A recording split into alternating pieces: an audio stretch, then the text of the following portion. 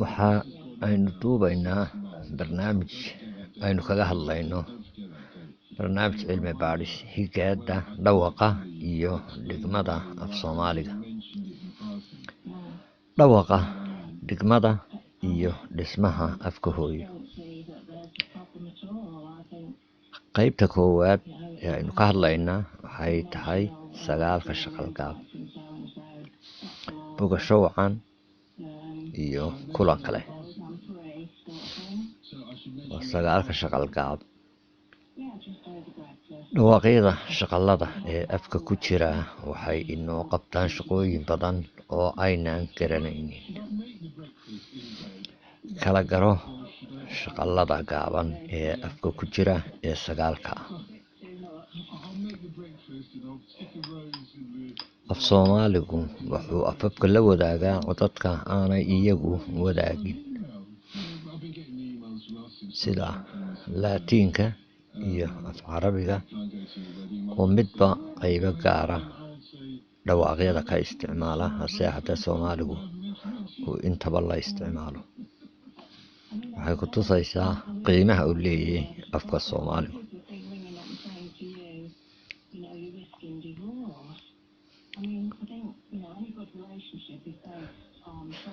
Aynu haddaba u galno sagaalka shaqal gaab ee afka Soomaaliga ku jira. Si aynu u saxno dhigmada afka Soomaaliga waa inaynu kala saarno dhawaqa shaqalada gaaban. Runtii 5 baynu ka dhignaa, laakiin waa 9 kala duwan, sida cad iyo cad, hel, cir iyo hir, qod iyo qod, dul iyo dul.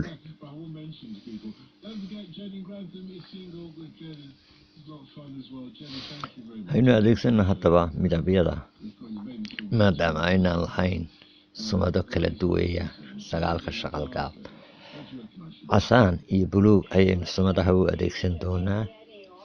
Shaqal gaabka fudud waa buluug, shaqal gaabka culusi waa casaan. Aynu eegno haddaba dad, dad, hel shaqal fududa, bil shaqal fududa, dil shaqal culusa, qod shaqal fududa, qod shaqal culusa, dul shaqal fududa, dul shaqal culusa.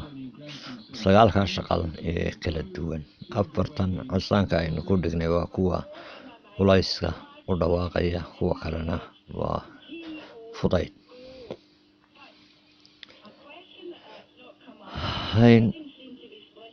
Waa lagama maarmaan inaynu kala duno dhigmadooda. Dad iyo dad,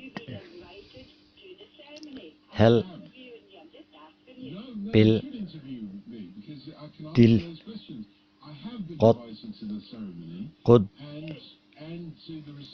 dul, dul. Waxay haddaba qabtaan, waxay hogaamiyaan dhawaaqyada isbedela ee shibanaha. Waxay abuuraan shaqal dheere dheega. Waxay abuuraan shibane humaaga. Waxay ka qayb qaataan dhismaha naxwaha. Tiro gaar, dhawaq iyo macnaha. Dirir iyo dirir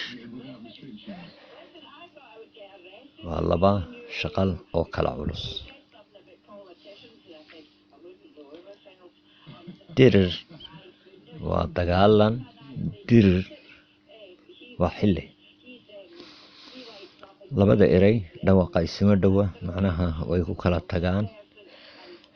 Ereyga hore wuxuu ka kooban yahay shaqal fudud i buluug ah. ereyga dambe wuxuu ka kooban yahay shaqal culus i oo guduud ah. waa laba shaqal oo kala duwan maaha hal shaqal.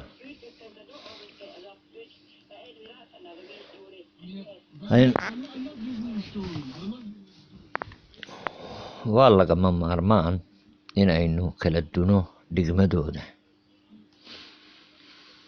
shaqal gaabka i culusi wuxuu falmad gudbaha u rogaa fal gudbe.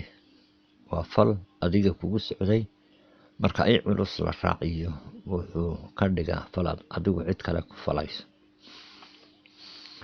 wuxuu shaqal gaabka i culusi noqdaa kab dhalan roga falka. aynu eegno kar. wuxuu ka dhigay kari markaynu raacinay. qad wuxuu ka dhigay qadi.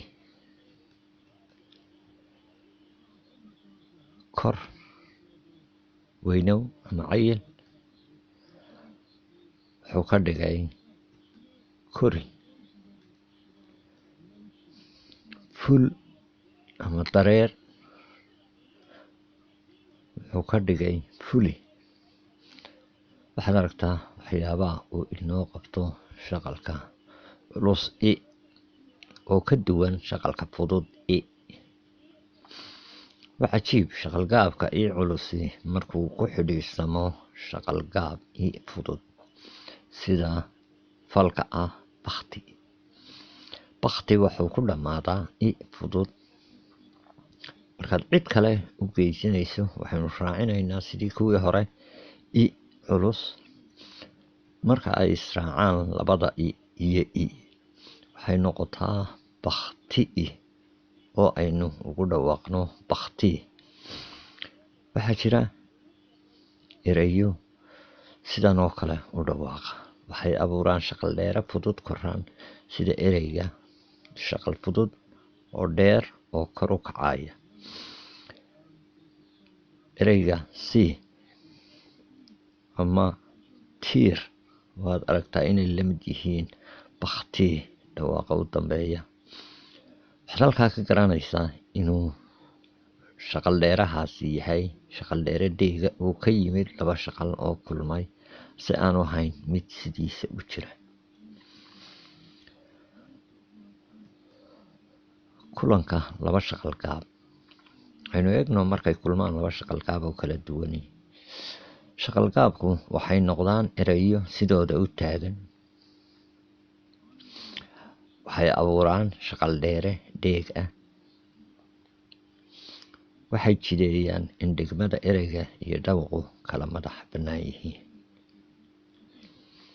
waxay ka qayb qaataan dhismaha naxwaha iyo dhigmada ereyada. aynu eegno i u tuuray wuu i u tuuray. i oo ah magacuyaal, u oo ah meeleeye, marka isdaba galaan dhawaq bay sameeyaan u qormaya ama u dhawaaqaya ii tuuray.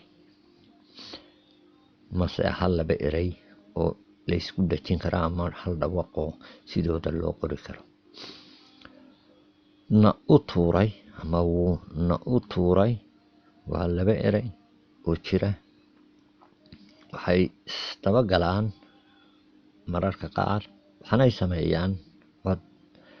noo tuuray maaha cod jiray, laakiin labadaasi markay isdaba galaan ayuu samaysmaa. ku u tuuray wuxuu noqdaa kuu tuuray.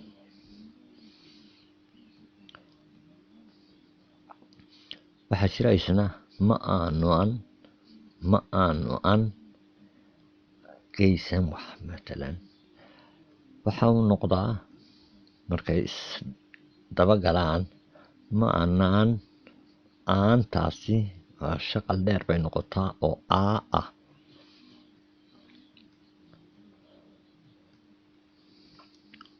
waxaad arkaysaa bakti markay isdaba galaan shaqalkaa fudud iyo shaqalka culus ee i iyo i ahi inay bakti ama i ay noqdaan. Intan oo dhammi waa dhawaaqyada shaqalka dheer ee dheega ee ka yimaada laba dhawaaq oo isdaba galay ase aan ahayn dhawaaqyo jira markooda hore.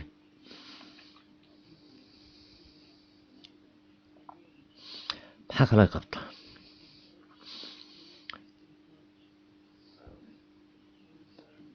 aynu eegno xidhiidhka uu u yeelo xidhiidhka ka dhexeeya shibanaha da iyo ta. shaqalka fudud saamaynta uu ku yeesho shibanaha ta. haddaad eegto ereyga gunud ama falka gunud marka uu hadal galo wuxuu noqdaa wuu guntay. waxay daadiisu bedeshaa ta. marka shaqalka fudud laga saaro dhawaqii ta ayaa dib u soo noqda. sumad shaqal fudud baa da-da ka horeeya wuxuu noqday wuu suntay. markii shaqalka fudud baxay ta'dii ayaa dib u soo noqotay. waxay ku tusaysaa taasi in shaqalka fududi hadduu ka horeeyo ta ay u dhawaaqayso da marka uu ka baxo se ay soo noqonayso. shaqalka culus saamayn kuma yeesho shibanaha da. aynu eegno kuwan lamid ah. hurud wuu hurday. shaqalkii cuslaa markuu baxay dhawaqii da-du isma bedelin. legad wuu legday. waxaad aragtaa in shaqalada culusi aanay saamayn ku lahayn dhawaqa ay ka horeeyaan iyo da-da. maxaa keenay isbedelka ku dhacay falalka qaarkood? ma u baahannahay inay sumadaha shaqalada fudud iyo kuwa culusi kala dhigmo noqdaan?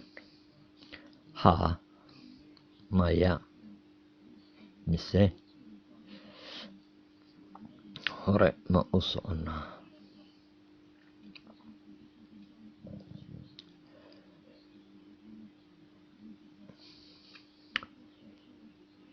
dhugmo u yeelo xidhiidhka ka dhexeeya shibanega iyo ka. waa tusaale kale oo ina siinaya sifada ay ku kala duwan yihiin labada shaqal ee culus iyo fudud. shaqalka fudud saamaynta uu ku yeesho shibanaha ka. aynu soo qaadano falka ah duruq. marka uu ka baxo shaqalkii u ee fududaa wuxuu noqdaa durkay. tusaale kale arag. shaqalka a fudud markuu ka horeeyo ga dhawaqa ga wuxuu keenaa markuu ka baxo buu arkay. waxaad aragtaa inuu shaqalka fududi haddii uu ka horeeyo dhawaaq ka ah uu ga u bedelo. shaqalka culusi saamayn kuma yeesho shibanaha ga. sawir lamida aynu keenno. murug wuu murugay. marka uu baxo shaqalka culusi isma bedelo. dhereg marka uu shaqalka culusi baxo wuu dhergay. isma bedelin dhawaqii ga-du. waxay ku tusaysaa inay kala duwan yihiin shaqooyinka ay qabtaan shaqalada culus iyo kuwa fudud. taasina tahay lagama maarmaan inaynu kala duno. maxaa keenay haddaba isbedelka ku dhacay falalka qaarkood?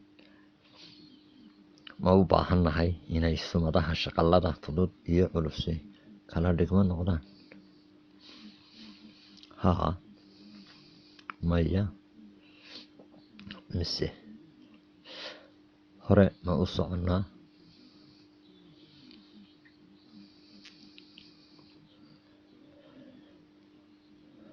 af hooyo alfabeetka.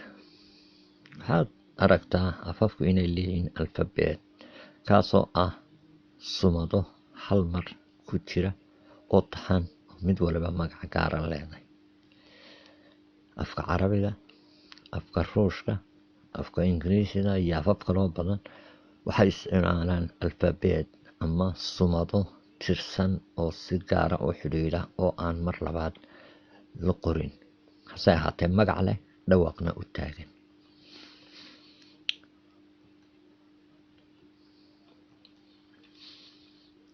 afka Soomaaliga dhawaaqa aynu taxnaa ma aha alfabeet, dhawaaqaynu inagu taxnaa laakiin alfabeet ma lihin.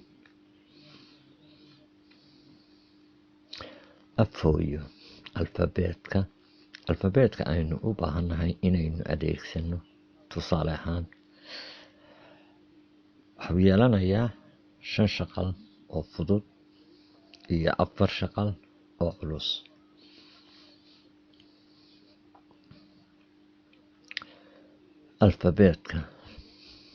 alfabeetka aynu u baahannahay inaynu adeegsano: dad, dad, hel, bil,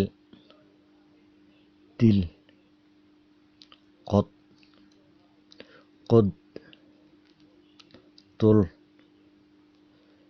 dul. waxaad arkaysaa inay kala bedelan yihiin, iskuna mid ahayn, una baahanay inaynu dhigmadooda kala duno.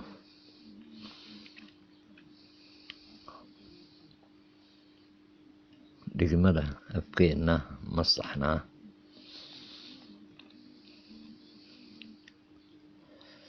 afhooyo alfabeetka aynu u baahanay inaynu adeegsano aan isxasuusino waa 5 shaqal oo fudud, 4 shaqal oo culus. Ammaane eebe iyo kulan kale.